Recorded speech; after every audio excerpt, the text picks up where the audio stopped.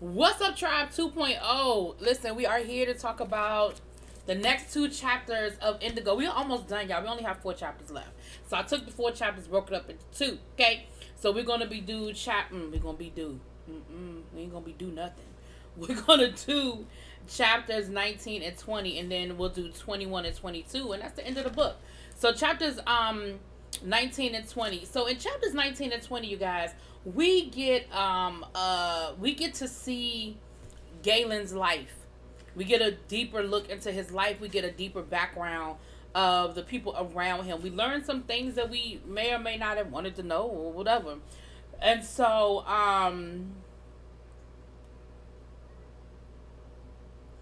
we start off chapter 19. Hester sleeping in because the night before, her and Galen and Honey, they was just, it was a night, it was a marathon that night. So he let her sleep in, and of course she wakes up and it's almost noon, and she is like, oh my goodness, I can't believe that y'all done let me sleep in here. Like, I'm not that, that's not me. I'm not that kind of woman. Like, I get up when the chickens get up because there's work to be done. Like, just because my husband got a little bit of money don't mean that I have a little bit of money and I can't be acting like I got that money. Cause so don't let that happen again. Don't let me do that again.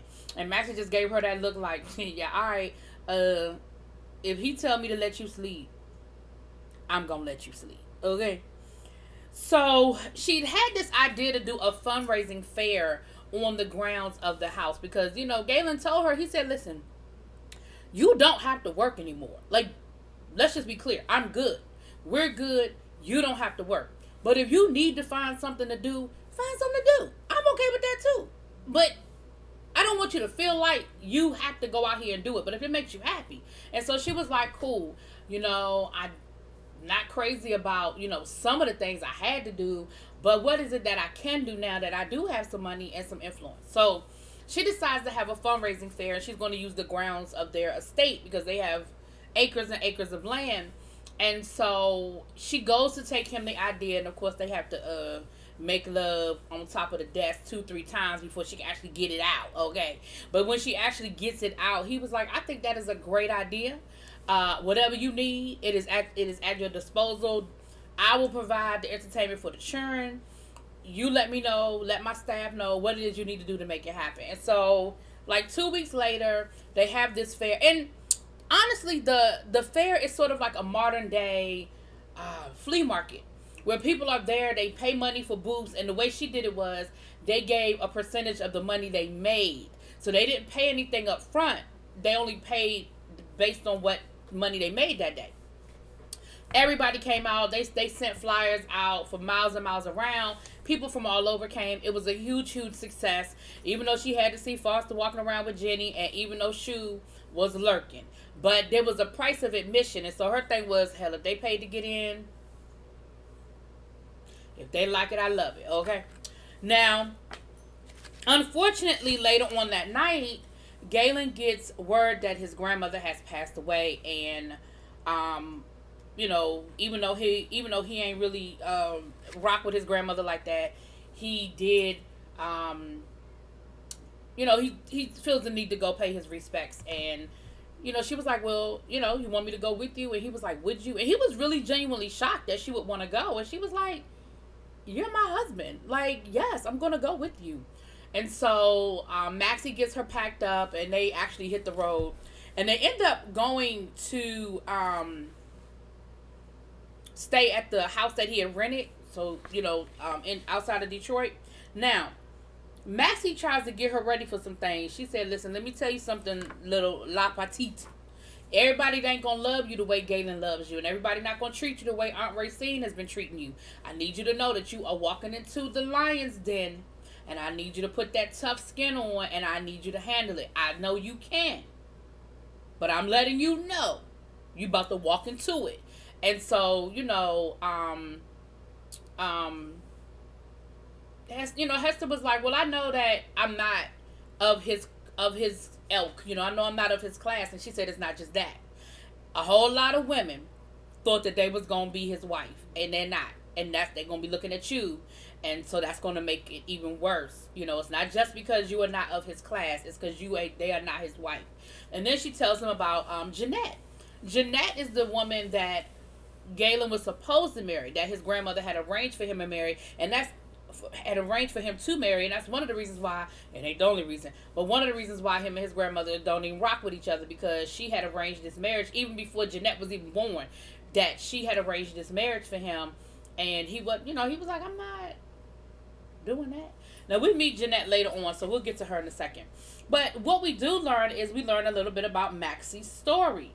So we find out that Maxie had she had been a slave, and then her master had lost all of his money, and him and his wife had to move to Brazil with their slaves to go live with his in-laws. But the in-laws didn't believe in slavery, and they were like, listen, either you need to let your slaves free, or you can find somewhere else to live. And so they ain't had nowhere else to go, so they had to free their slaves. Maxie was one of them. And so she made a living cooking, because she could cook. She made a living going from house, restaurant to restaurant, until she saved up enough money and she opened up her own restaurant. Well, Galen's grandfather actually had eaten at her restaurant and thought the food was so exquisite he wanted her to come back to America and work for him. And she said that was an offer that I could not refuse. And so that's how she gets to America, and that's sort of her story. And it was a Spanish family that owned her, so that's where you get that from with Maxie, the Spanish background and everything. So then we find out a little bit more about Galen's history. So Maxie has been with him since he was born.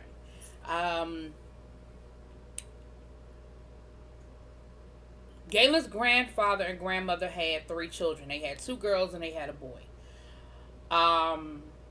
The boy is we don't really meet him in this book, but he's talked about in the book. And then Aunt Racine, and then Galen's mom. Well, Galen's mom went against the grain and dated a dark-skinned man who was a ship maker. So 1, he was dark-skinned, so grandma wasn't here for it because he was dark-skinned. And 2, he was a tradesperson. And Hester was like, but that's respectable work. And she was like, it doesn't matter. People of Galen's class, they don't work with their hands. Like, that's not what they do. So even though he was respectable, that ain't what he did. Now, grandma and grandpa were in an arranged marriage, and it was a loveless marriage. And so granddaddy had himself a little mistress down to the, and she was dark skinned. And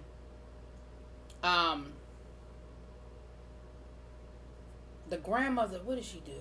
The grandmother basically did something nasty, which forced the grandfather to be like, listen, let me tell you something. I ain't gonna divorce you, but please let it be known that this is my...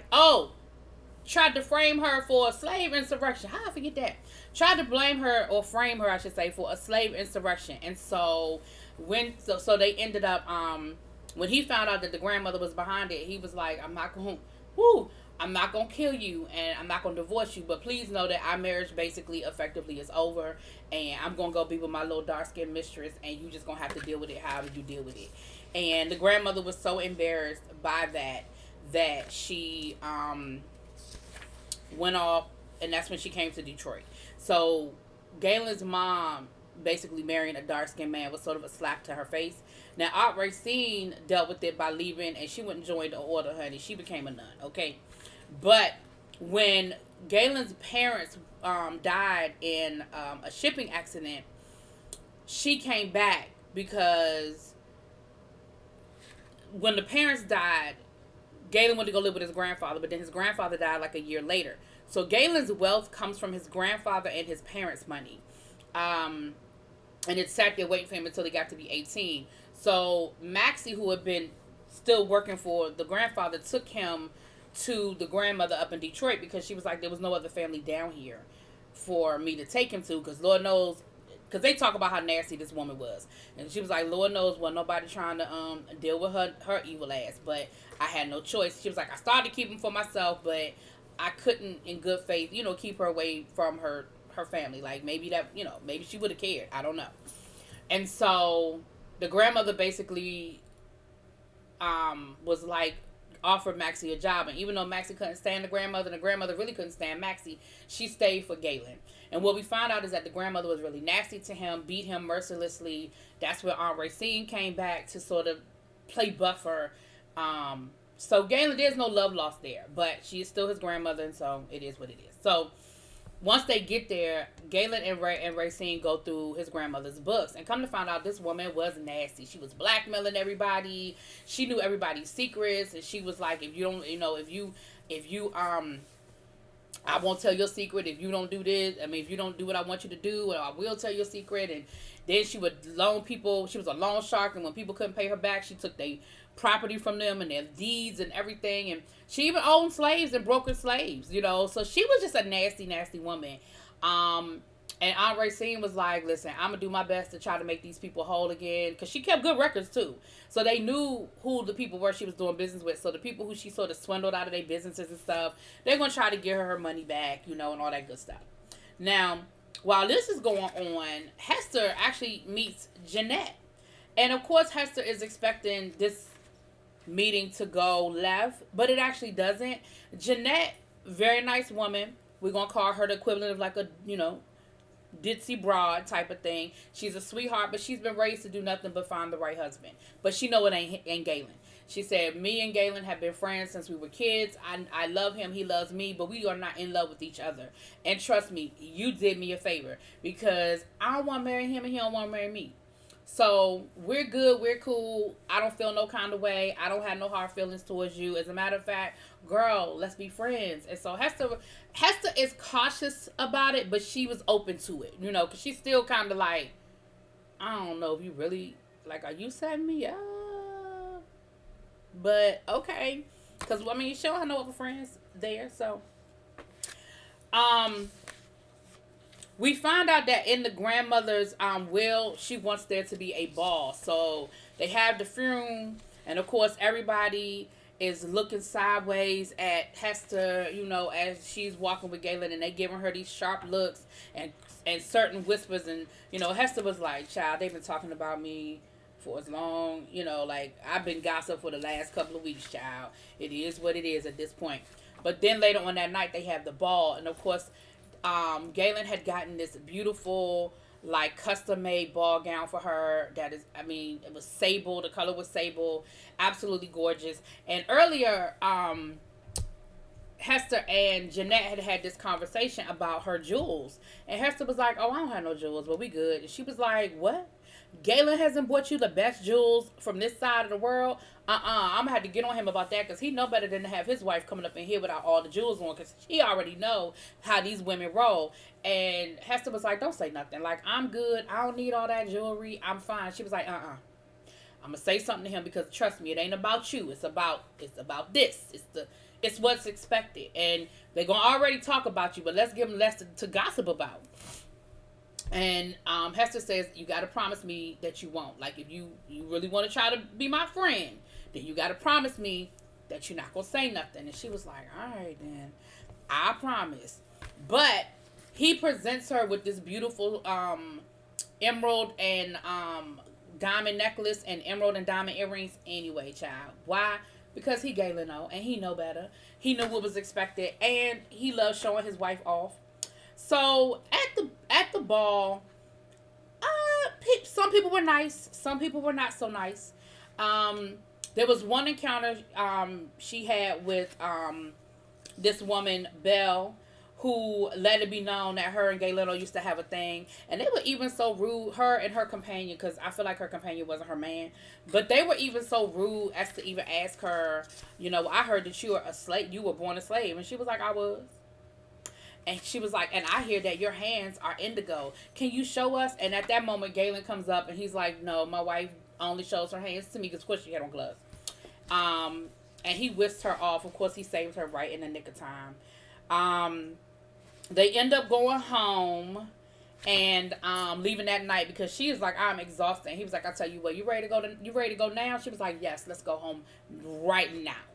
And so they end up, they end up going home, and child, all the way home, honey, they making love. Okay, they all the way home, they making love. He teaches her how to, get on top. He teaches her some new things. Okay, So on their way to the house, she says, I need to stop by my house because I need to check to make sure there are no slaves and just check on everything. So when they get there, her door's open. And they go in, and when they see the doors open, Galen tells her to wait outside while him and his driver go in and check everything. But she said it was taking them so long to get back that he was like, she went in anyway, and her house had been destroyed. Everything was broken. It was ransacked. They knocked, they tore, whatever they could do, they did. They tore everything down. Galen's coming down the steps like, girl, didn't I tell you stay outside? And she was like, I need to go upstairs. And he was like, you do not want to go upstairs. Like, they let the dogs loose. It's all kinds of stuff going on up there. Feces. And it's just, you don't want to see it. But Shu left a note. So this was Shu's work, basically saying, me and my boys came by for a going away party. It's a shame you're going to be going back south soon. Too bad you weren't here. Da-da-da-da-da. And so then she immediately thinks about her freedom papers, her papers. And she goes to where she keeps the papers hidden, and they weren't there. And so, of course she's shaken up by it. And she's like, this had to be somebody who knew me, who knew where I kept my papers. And Galen was like, well, who knows? And she said, well, only people that know are the Vigilance Committee, but none of them would have betrayed me. Like, I don't know what's going on. So the next day, they go back to the house to start cleaning up the house and everything. And of course the neighbors start coming, when people start hearing about what happened to her house and what happened, they how they do. They were coming over to help clean up or whatever. And so B comes in and she sees her house and immediately breaks out into tears and runs out the house. And Hester follows her out, and Hester's like, girl, you okay? And she was like, this is all my fault. Like, this is all my fault. And Hester was like, what you mean it's all your fault? She said, this is all my fault. And she goes on to explain. So listen, so for those of you, people in my comments who was asking me, was B the traitor? I couldn't answer y'all because I knew who the traitor was, okay? But she was the traitor by accident. Well, no. Anyway, let me just tell you the story. So her son, Lim, when B escaped from slavery, she left her 3 children behind. And for years and years and years, she would write her owner and ask the owner, can I buy my children back? What can I do to get my children? And he kept telling her nothing. Matter of fact, I'm going to sell them deeper into the South just to punish you. So Lim, when he showed up, of course, she was elated that her son would show up. But come to find out that he really was no good. Shu is actually his half-brother. Her former slave owner is their daddy. And he was basically, before he revealed who he was, he would listen. And so she would have conversations when he was in the house, not necessarily knowing whether he was listening or not, because she was like, well, he a former slave, like he's a runaway just like me, so I'm not worried about him going back and saying anything. I mean, who he gonna talk to? But he was, because he's actually a slave catcher. He actually works with Shu. And so we find out another aspect that day. Hey, not only did blacks own slaves, blacks worked to put slaves back into bondage, right?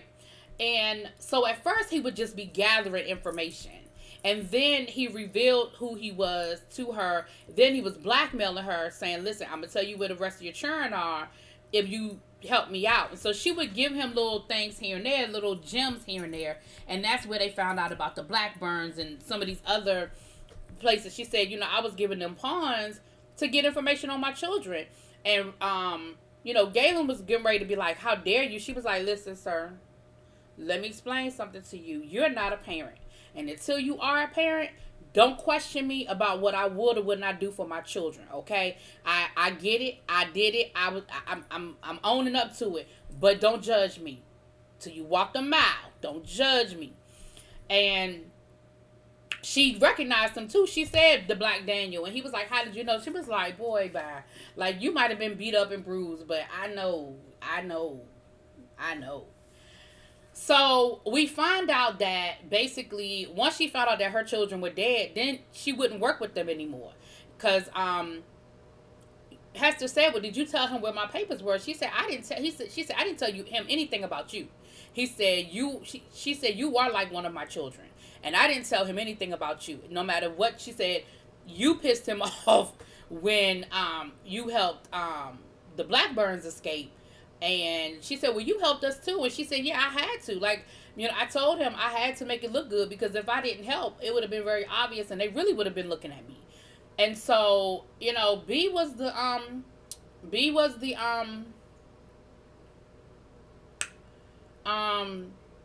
was the mole, honey, all along.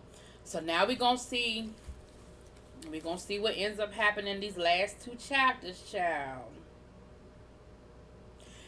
Galen sends away Raymond, sends away for his brothers, because of course we know that Shu is threatening to kidnap